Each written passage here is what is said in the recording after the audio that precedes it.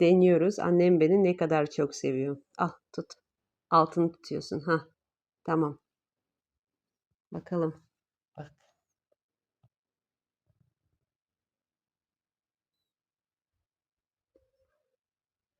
Evet. Evet. Anne dua et. Anne dua et.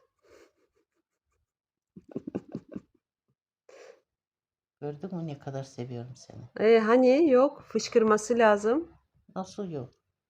Aa anne sevmiyor musun yoksa beni? Yok ya seviyorum. Ama Hani ne? fışkırmıyor. Aha Bak. bak bak bak. Bak. Gördün mü?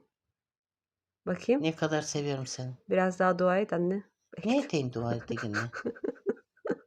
Kul okuyayım mı? Oku. Bismillahirrahmanirrahim. Allah'ım tövbe. Allah'ım ya sen bilmeyiz yok. La ilahe illa ente subhaneke inne kuntu minel zalimin. Ha, ne oldu hale?